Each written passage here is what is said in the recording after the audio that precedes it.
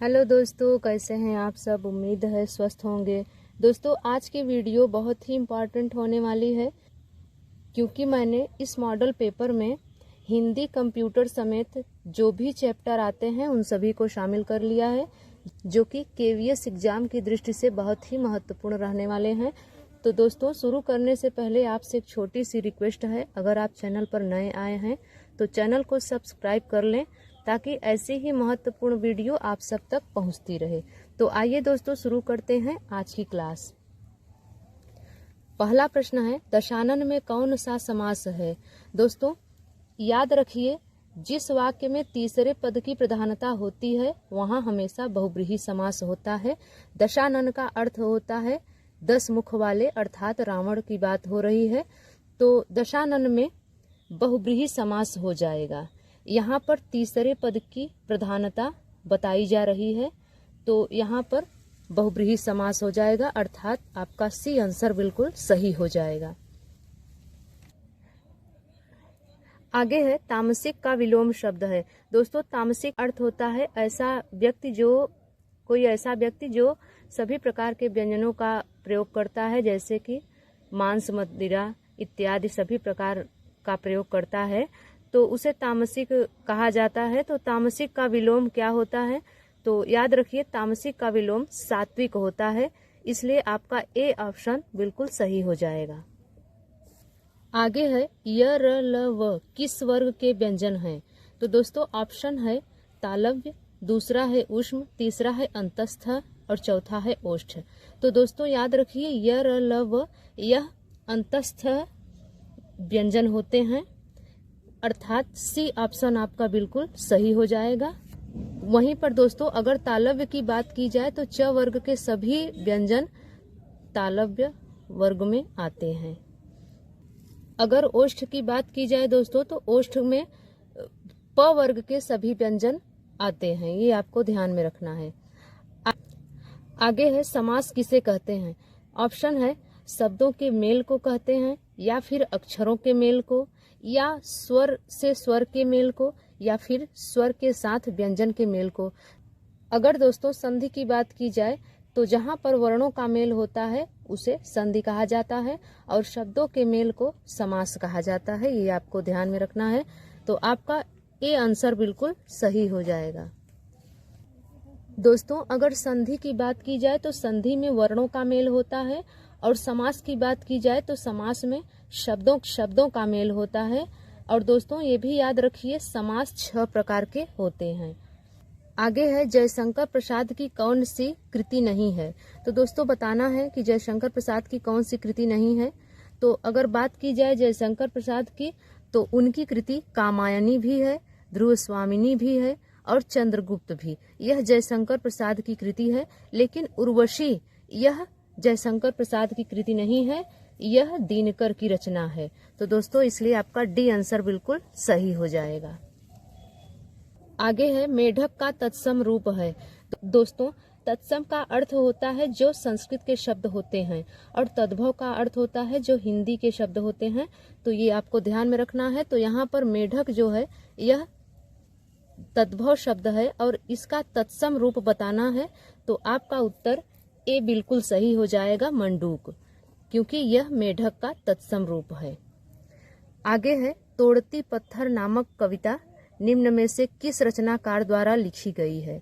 तो दोस्तों, तोड़ती पत्थर की रचना किसने की है यह बताना है। तो पहला है सुभद्रा कुमारी चौहान, दूसरा है महादेवी वर्मा, और तीसरा है सूर्यकांत त्रिपाठी निराला, और चौथा है माखनलाल चतुर्वेदी।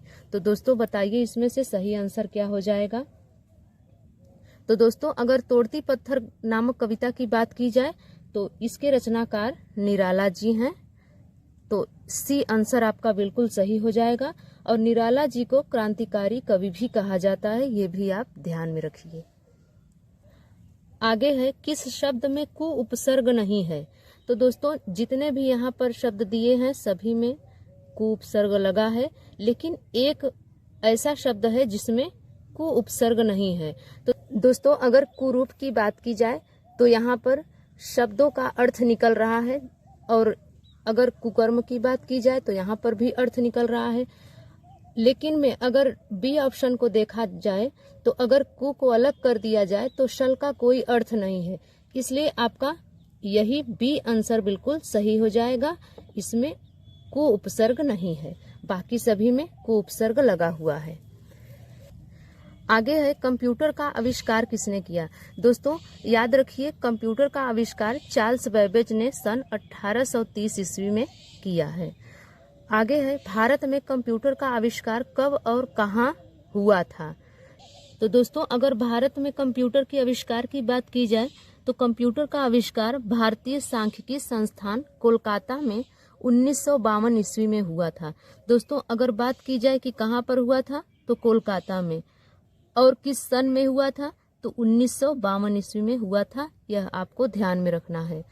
आगे है कंप्यूटर की कितनी पीढ़ियां विकसित हुई है। तो दोस्तों याद रखिए, कंप्यूटर की अब तक 5 पीढ़ियां विकसित हुई है और वर्तमान समय में चौथी पीढ़ी के कंप्यूटर चल रहे हैं जो कि 5वीं पीढ़ी में कन्वर्ट होने वाले हैं, तो ये आपको ध्यान में रखना है।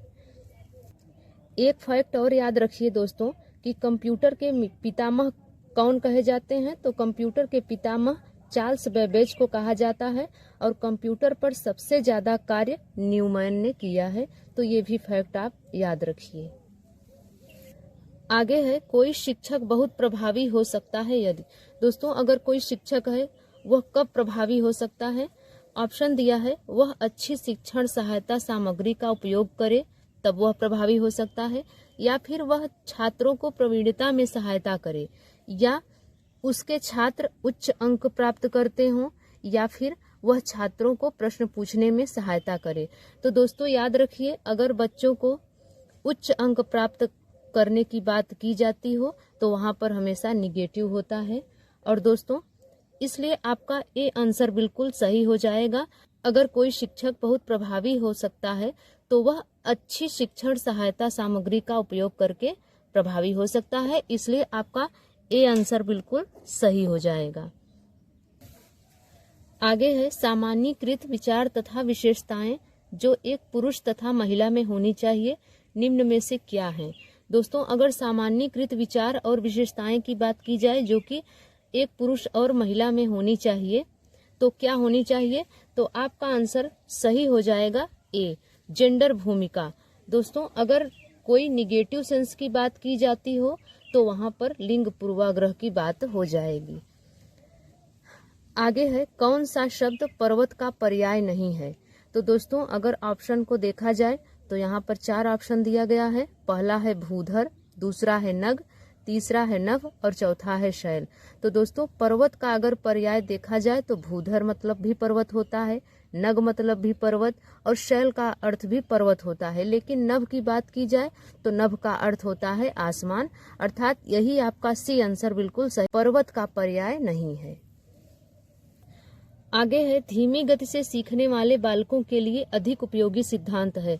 दोस्तों अगर कोई बच्चा है धीमी गति से सीख रहा है तो उसके लिए किसका सिद्धांत उपयोगी हो सकता है यह बताना है। तो दोस्तों थॉर्नडाइक का जो सिद्धांत है यह बच्चों के लिए उपयोगी होता है जो कि धीमी गति से सीखने वाले होते हैं, तो इसलिए आपका बी आंसर बिल्कुल सही हो जाएगा।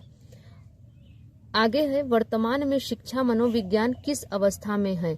अगर वर्तमान में शिक्षा मनोविज्ञान को देखा जाए दोस्तों तो यह शैशवावस्था में है, इसलिए आपका ए आंसर बिल्कुल सही हो जाएगा। आगे है क्रिया प्रसूत मुख्यतः बल देता है। तो दोस्तों 4 ऑप्शन दिए हुए हैं। क्रिया प्रसूत मुख्यतः किस पर बल देता है। पहला है शिक्षक पर, दूसरा है वातावरण पर, तीसरा है पुनर्बलन पर और चौथा है अधिगम सामग्री पर। तो दोस्तों अगर क्रिया प्रसूत की बात की जाए तो क्रिया प्रसूत पुनर्बलन पर बल देता है, इसलिए आपका सी आंसर बिल्कुल सही हो जाएगा। और क्लार्क हल ने पुनर्बलन का सिद्धांत दिया है, ये आपको ध्यान में रखना है। आगे है आधुनिक मनोविज्ञान के जनक माने जाते हैं। तो दोस्तों अगर आधुनिक मनोविज्ञान की बात की जाए तो आधुनिक मनोविज्ञान के जनक विलियम जेम्स माने जाते हैं, इसलिए बी आंसर आपका बिल्कुल सही हो जाएगा। आगे है बच्चों में संवेगात्मक समायोजन प्रभावी होता है। तो दोस्तों बच्चों में संवेगात्मक समायोजन कब प्रभावी होता है, तो पहला ऑप्शन है व्यक्तित्व निर्माण में, दूसरा है कक्षा शिक्षण में, तीसरा है अनुशासन में और चौथा है ये सभी। तो दोस्तों अगर बच्चों में संवेगात्मक समायोजन की बात की जाए तो वह व्यक्तित्व निर्माण में भी प्रभावी होता है, कक्षा शिक्षण में भी प्रभावी होता है, अनुशासन में भी प्रभावी होता है। तो इसलिए आपका डी आंसर बिल्कुल सही हो जाएगा। आगे है तत्परता का नियम अधिगम का किस प्रकार का नियम है। तो दोस्तों अगर तत्परता की बात की जाए या प्रभाव की बात की जाए या अभ्यास की बात की जाए तो तत्परता का नियम मुख्य नियम के अंतर्गत आता है और इसे थार्नडाइक ने दिया है और थार्नडाइक ने 3 मुख्य नियम बताए हैं जिसमें से तत्परता का नियम, प्रभाव का नियम और अभ्यास का नियम बताया है। आगे है शिक्षण विधियों तथा शिक्षण नीतियों में अंतर होता है। तो दोस्तों अगर शिक्षण विधियों या शिक्षण नीतियों में अंतर देखा जाए तो यह उद्देश्यों का अंतर होता है, इसलिए आपका सी आंसर बिल्कुल सही हो जाएगा। यदि दोस्तों कोई भी कार्य किया जाता है तो उसके पहले उस कार्य को करने से पहले एक लक्ष्य बनाया जाता है, उसका कुछ न कुछ उद्देश्य होता है, तभी कोई कार्य किया जाता है, इसलिए आपका सी आंसर बिल्कुल सही हो जाएगा। तो दोस्तों यह वीडियो आपको कैसी लगी आप कमेंट में जरूर बताएं। अगर यह वीडियो आपको पसंद आई हो तो लाइक शेयर जरूर करें। तो मिलते हैं दोस्तों अगली वीडियो में, तब तक के लिए नमस्कार।